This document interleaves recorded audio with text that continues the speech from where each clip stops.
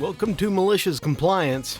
I've got a wonderful lineup for you guys today. Hope you guys enjoy, of people having sweet revenge by doing what they're told, from speaking the native language and letting go of responsibility that's not yours.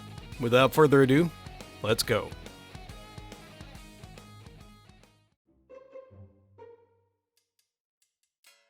I deliver home heating oil in a very rural, mostly flat part of UK. In my delivery area, there's many large drainage channels, or dikes, in our local lingo.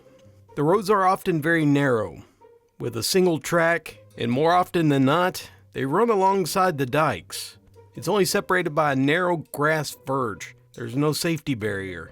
Anywho, this is one of those days where it was below freezing, and there was a spattering of snow and ice on the dikes.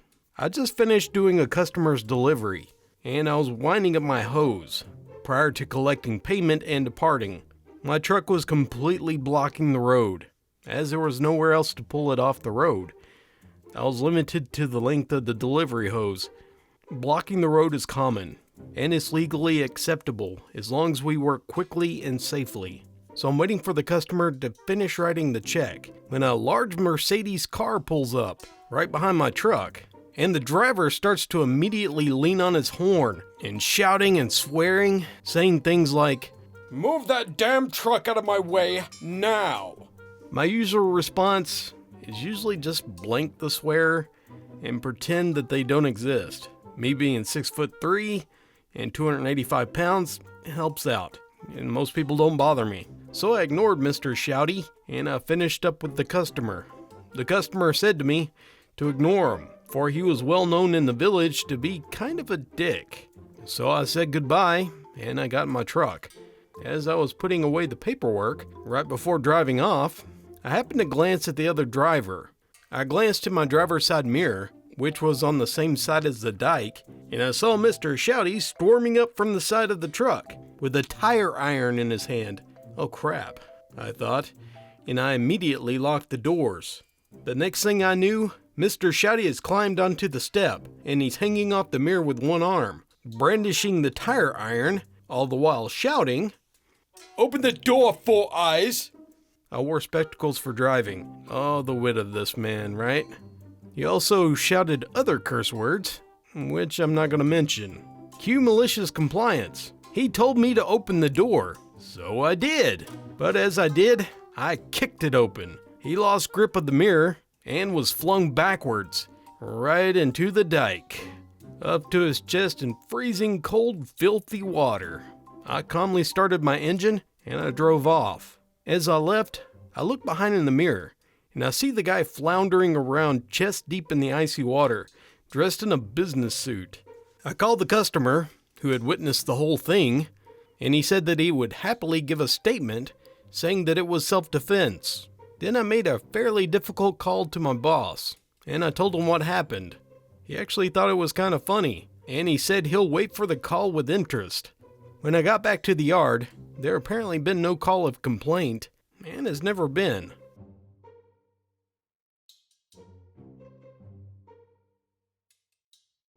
My friend, who's Vietnamese, gets told, "Speak English, you're in America," all the damn time. It gets quite annoying to him, so I eventually decided to do something about it. He looked up the Native American tribe, who was originally on the land where he lives. So he went to the Tribal Culture Center and told the elderly grandma who was working there that he was being tired of being told to speak English in America, and for her to teach him to say white person, outsider, or non-native in their language, as well as other curse words and whatnot. Apparently this made the Native American grannies weak, because she went all out, and she really taught him quite a lot. And ever since that time, whenever someone says something racist about speaking English in America, he would say, "Well, why don't you speak Native American tribes language? We're on the tribe's land, you damn white person," along with other curse words that was in the Native American's tongue. He said that he would regularly get shocked looks on their face that never got old. They would usually completely freeze up for a few seconds before responding in entertaining ways, such as gasping for air, pointing their finger angrily, or just turning and walking away. Eventually the word spread among my friends, and quite a few of them were immigrants, and other friends who just spoke a second language. Occasionally, we also get told that they are always chomping at the bit at the chance to respond this way. Every time someone finally does, they immediately announce it to everyone. It has not got old, so what he did was take racist logic and returned it back on them, thus flipping the script on racist.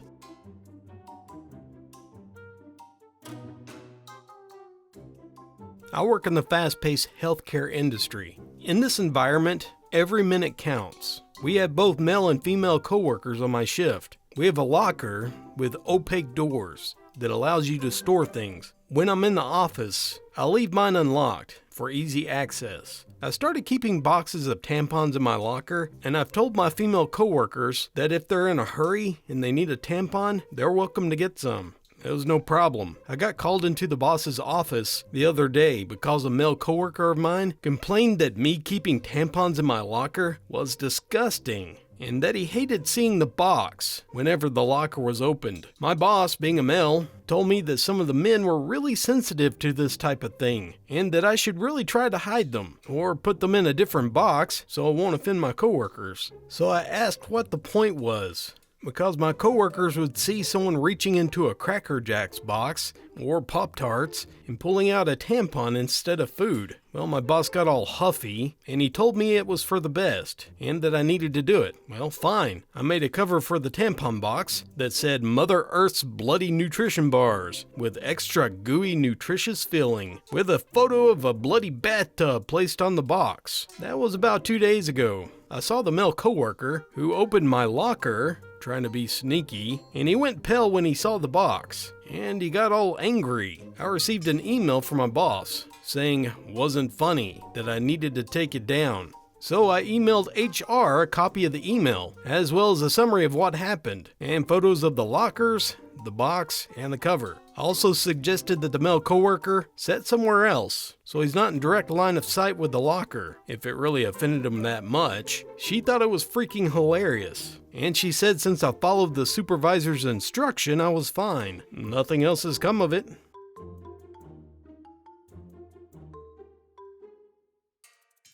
I used to work at a gas station for a pretty culturally diverse area, but overall, it was basically the border between a very rural area to a suburban area in Florida. The suburban area was more culturally diverse, with different businesses around the area that had access to the highway. The rural area was what you would call redneck country, and anyone who lived there would tell you the same thing. Now, I have high cheekbones, dark hair, dark eyes, and somewhat of tanned skin. I'm more light-skinned because of my mother, so it throws some people off. I know quite a few different languages because of my background, and I learned how to speak Spanish because a lot of people in my area were Spanish, and a lot of people were surprised that I knew how to speak it, or more commonly from the rednecks, being mistaken as Hispanic myself. One morning around 4:30 or 5 o'clock a.m., a Hispanic regular came in, got his usual coffee, a water bottle, and a pastry of some kind that we sold. We usually talk while coffee is being made.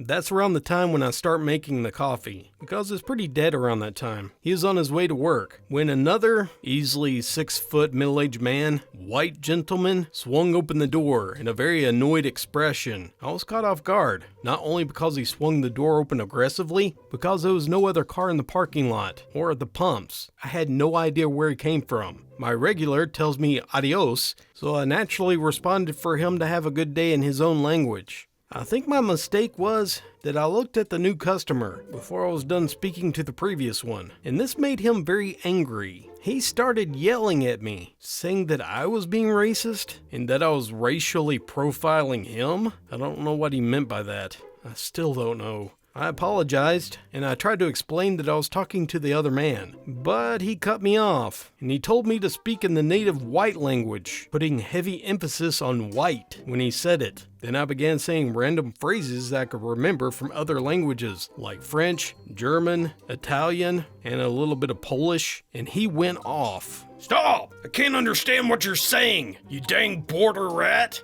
Honestly, that's not a new one, but I did stop as requested. I looked at him with the biggest smile on my face, and I told him, "Sorry, sir, I didn't know which one you meant, so I decided to try them all to see which one you meant." Well, he started calling me racist again, claiming that he's gonna call corporate for me racially discriminating against him and not giving him service. I told him that I didn't know what he wanted me to do because he was too busy racially profiling me and spitting racist slurs at me for me to ask. He smiled smugly and said that no one was gonna believe my illegal ass over what he said anyway. I politely pointed to the cameras around the store and told him that I had 8 different angles of him saying all of that to me. Well, his smile vanished, told me to go to hell, and he stormed out. Honestly, to this day, I have no idea where he came from and what he needed from the store, but that experience hasn't and probably will never leave me. Sir, wherever you are now, I hope you're a little more cultured and at the very least, understand that not all white people speak English. In the 6th grade, I bore witness to a stunning example of malicious compliance. Several grades of classes from the elementary school was called to the gymnasium for some lessons on self-defense. We were given some very rudimentary examples on how we as children can fight off an attacker if we had no other option. The instructor was a man. He had a long martial arts title, and he was unbearably smug about it. Sure, he had some big accomplishments, but he would take every moment to deliver his lengthy championship title verbatim. Damn if I can't remember what it was. I probably just try to forget it. He was instructing us on how to basically go belly up, like a distressed turtle, and kick off the attacker. We weren't really understanding how this was feasible, and we were asking a lot of questions about it. He got tired of the questions, and he called up a volunteer to demonstrate. He ended up calling up Alice. She was a girl in my class. He didn't just tell her to get in position, but he put his hands on her, getting her to lay belly up on the waxed gymnasium floor in a way that was very creepy and invasive, even to the children who didn't understand why. He gave her long stares and made some quiet remarks to her that we couldn't hear, but the expression on her face said, "Yuck." I was only 11 years old, but I got the gist, and I thought to myself that this guy was gross. She had her legs up to kick, was making kicking motions, but clearly swerving away so as not to make contact with the man. It wasn't enough for him, for she was just a kid, and he needed to demonstrate his martial arts prowess. So he told her to just go ahead and fight him. This works on amateurs, but not on me. Insert lengthy title. He could not have known, but my entire class knew it, that Alice, she was a competitive swimmer. She had swimming skills beyond her years, with all the medals and awards to prove it, complete with the muscular development of someone who spent years mastering the sport, particularly in her legs. Well, Alice seized the opportunity to fight off this man, who was already throwing up some problematic indicators of his predatory nature. So she kicked him a few times, clipped his shin and his thigh, and he artfully dodged, and he had this big grin on his face. She then triumphantly planted her sneaker directly in his crotch, with the force that made her and him both go red in the face. He lets out a strangled yelp, and he crumples to the ground. He starts to dry heave. He was in medical distress, and some of the adults rushed out to help him. To the children, though, seeing this guy just get kicked in the balls by a kid was comedy gold. He was helped out of the gymnasium amid a roaring, belly-aching laughter of over 100 kids. Surprisingly enough, Alice was going to face punishment for what happened. Detention was already assigned, and suspension was in the air. Thankfully, Alice's mother rose up with the fury of 1,000 women scorned after hearing her daughter's telling of the events. Needless to say, Alice did not get suspended or go to detention. For the rest of the year, she was recognized as the ultimate badass, the reigning queen of justice by testes.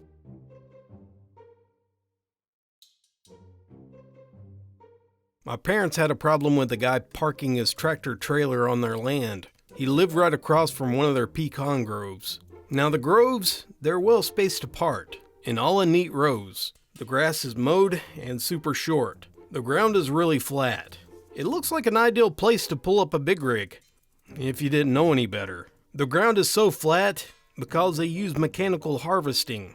Bumps and grooves can cause the machines to leave pecans laying on the ground.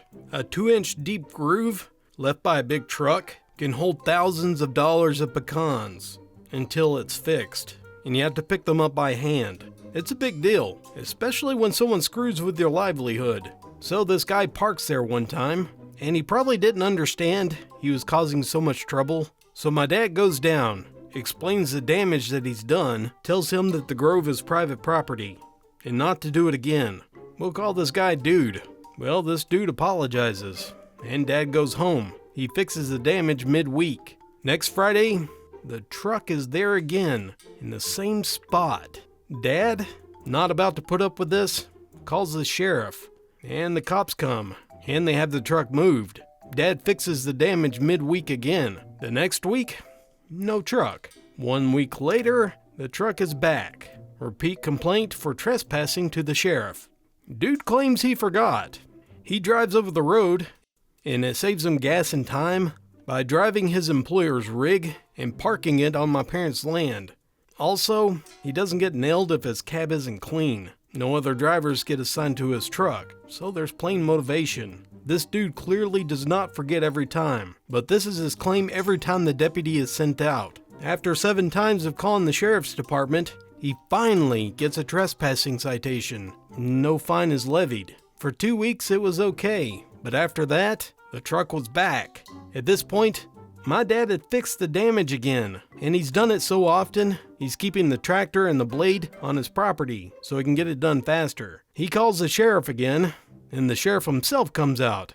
The truck leaves, and the sheriff comes over to see my dad, and he says the enforcement problem is because it's hard to explain to the court the harm that was being caused when the pictures showed little to no damage. The dude always apologized and moved his truck, and he said getting the dude for trespassing under those circumstances is going to be tough. And since his office is 30 miles away, not many deputies can go out and patrol it. Then the sheriff, bless his elected heart, says, "But if there was something different, like theft of services going on," cue malicious compliance. The next day, signs go up on 80 trees in a row. Over 8,000 feet. They're only 100 feet apart. Semi-parking, $500 an hour. Prepay. Violators will be towed. Well, the guy does not pay attention to the sign. The dude does, however, pay the tow truck and the deputy quite a bit of mind. He comes running over screaming, waving his arms as they're hooking up. Well, before my dad called to have him towed, everything was documented, including having the sheriff himself drive out several times to take pictures that showed that the truck was parked clearly with the visible signs. Everything is put on hold while the dude's employer, who owns the truck, drives out. After 3 hours, dude's boss writes us a check for the amount due, $7,800, to cover parking fees and tow truck fees. That actually covered the tow truck, all the repairs, printing the signs, and beer for about a year for my dad's Tuesday poker gathering. The dude still lives there. He does not park on the pecan grove, and his boss deducted his payroll for the next 2 years. When I was doing my articles at a small law firm, it's the internship to be admitted as an attorney, I was the go-to person for everything at the office. Setting up computers, buying stationery, paying bills, going to court, seeing clients, etc. After being admitted as an attorney, I continued doing all of this because the secretary only did about 20% of what a secretary would actually do, and she refused to do anything else. Now my boss does some shady business. He doesn't pay taxes, so he couldn't just fire her because he feared that she would rat him out. He also never disciplined her. Note that we're not in the US. Since I worked from my boss's mother's house, the secretary also spent most of her time chatting with his mother, and they became fast friends. Guess who was always evil? And that everyone ganged up on yours truly. I was made out to be incompetent. I used to cry a lot and almost became an alcoholic because of the work stress. One day the secretary got really upset with me. I asked her to buy stationery since we didn't have any staples. After a heated argument, she told me that I'm not the office manager and that I should stop lording it about, as if I was. Bear in mind, I was a senior both as an attorney and the number of years worked. My boss did nothing and rather got upset with me, and so did his mother. So I decided then and there that I'm done doing the secretary's work, and my attorney work was going to take first place. I was working over 50 to 60 hours a week with a standard of only 40, trying to get everything done without receiving overpay. She knew this, and my boss knew this, but no one cared. I was basically working myself into an early grave. Cue malicious compliance. If everyone agrees that I'm not the office manager, then I'll stop managing, which included stop paying the bills, stop buying stationery, stop reminding the boss of important meetings, and etc. Within 2 weeks, the electricity was cut off. It was off for 10 days because it wasn't paid, and my boss's elderly mother and the rest of his family had no electricity. We could also not work for 10 days. Once the electricity came on, the phone lines were cut because of non-payment. We again could not work. Well, the posts start piling up, and there were no stationery. We could not do service of court documents because our service providers were cut off. This went on for weeks. I simply worked around the issue and sorted my life out. One example, when the Wi-Fi was off, I used my cell phone as a hotspot, and I didn't tell anyone else because it was my phone. In the end, my boss and his mother begged me to do what I used to do, but I refused. Since I was focusing more on my actual work, my fees increased, and so did my pay as well. Shortly thereafter, I moved away from that office and went to our secondary office, where I worked alongside some lovely colleagues who all did what they got paid to do. I've been in the new office, same firm, different location, for the past 2 years. Thank you very much for joining me for this edition of Malicious Compliance. Not a lot of people know this, but one of the things that bothers me the most is racism. Because my dad's family are extremely racist. As a matter of fact, they still are. It really boils their butt because my dad, his best friend is black. You're missing out on a lot of good friends by holding the stupid racism. I got friends of all sorts of nationalities and backgrounds, and I think I'm a much better person because of it. I'm very proud of my dad. Sorry for the rant. Thank you for listening. And until next time, this is Dallas, signing off.